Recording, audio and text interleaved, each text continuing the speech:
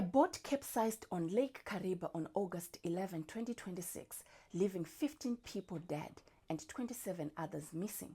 77 people have been rescued, but behind those numbers is a heartbreaking story of warnings, fear, desperate decisions, and a fight for survival in the middle of one of Africa's largest man-made lakes. What makes this tragedy even more disturbing is the account given by one of the survivors, who described what they say happened before the ferry finally capsized. According to the survivor, passengers were already concerned about the condition of the water before the vessel had properly left the harbor. At the shore, passengers reportedly noticed that the waves were becoming dangerous. They allegedly warned the driver that the water was rough and that the journey perhaps should not continue. Then, according to the survivor, one of the bags fell into the water while the boat was still near the harbor.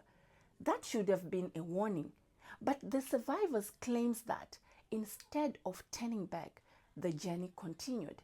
As the boat moves further into the water, more luggage reportedly began falling overboard, and passengers continued raising concerns. According to the survivor's account, the situation became increasingly frightening.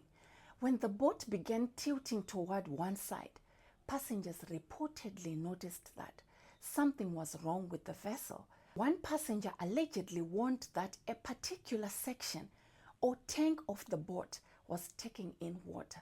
The driver reportedly responded by saying, "DDF, don't sink," before continuing with the journey. The passengers were not simply caught completely unaware by a sudden wave. According to this survivor, there were warning signs before the disaster happened.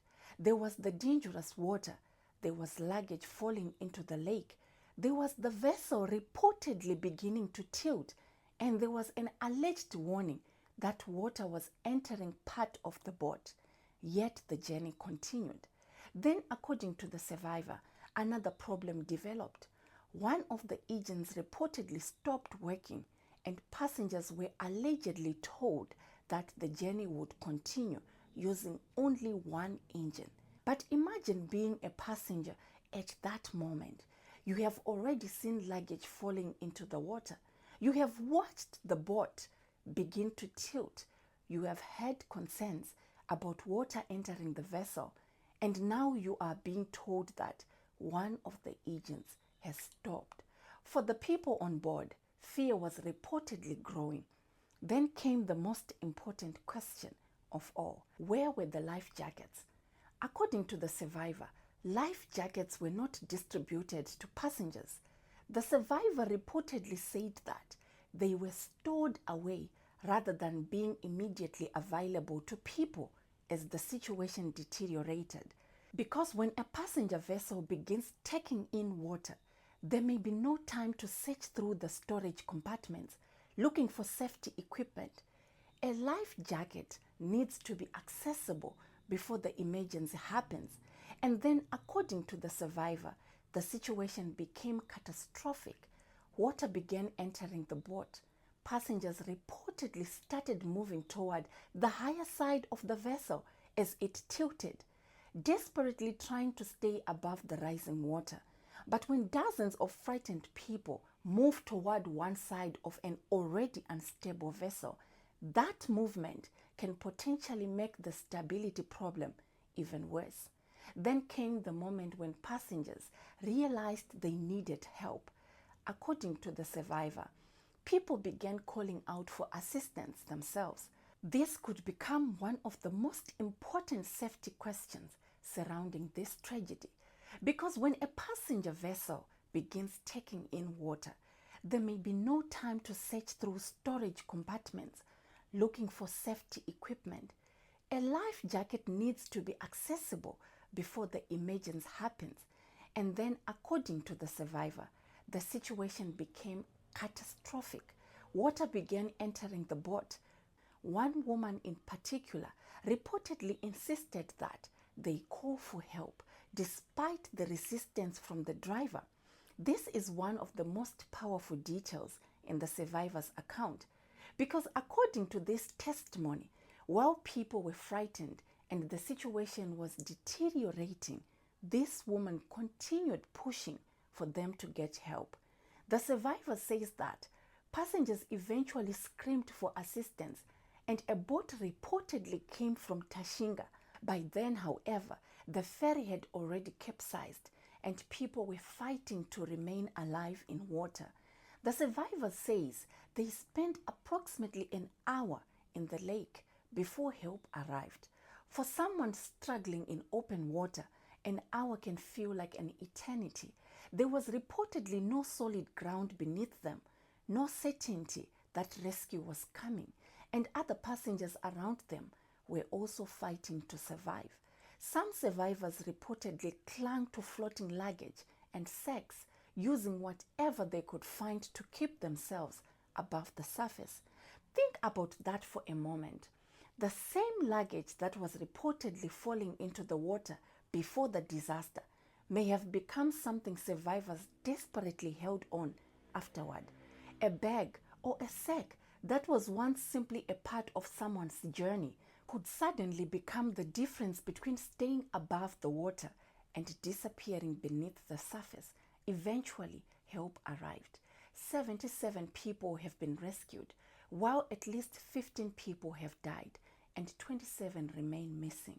Emergency teams were mobilized with boats involved in the rescue effort, and reports indicating that underwater teams and helicopters were also deployed.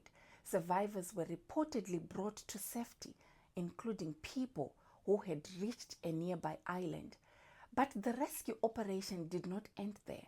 Search teams continued looking through the vast waters of the Lake Kariba for those who remained missing, and this is where the scale of the disaster becomes difficult to comprehend. Lake Kariba is enormous, stretching along the border between Zimbabwe and Zambia, and searching such a huge body of water presents enormous challenges. A person who enters the water may not remain anywhere near the location where the vessel originally capsized. Waves, wind, and water movement can carry people away from the accident site. For rescuers, every search involves trying to understand where the missing people may have been carried. For other family members, however, the situation is not simple. They are waiting for their loved ones. They want answers. They want to know whether their family member survived, and they want to know what happened. This survivor account also raises serious questions about maritime safety. If passengers were genuinely warning that the waves were dangerous, why did the vessel continue? If luggage was repeatedly falling into the water, why was the journey not stopped? If the boat was repeatedly tilting, why did it continue? There is also issue of passenger capacity. The official records reportedly listed 114 adult passengers and 5 crew members, making 119 people in the official account, while authorities have indicated that there may have been children on board who were not included in that figure. The vessel was reportedly designed to carry around 90 people, meaning the official number alone was already significantly higher than the reported capacity. And overcrowding is not just about comfort, it can affect stability. A vessel has a designed weight and balance, and when too many people, luggage, and other loads are added, the vessel can become more vulnerable when it encounters rough water. That is why capacity limits exist. They are not recommendations, they are safety limits. The tragedy also demonstrates why accurate passenger manifests are so important. In an emergency, rescuers need to know exactly who was supposed to be on board.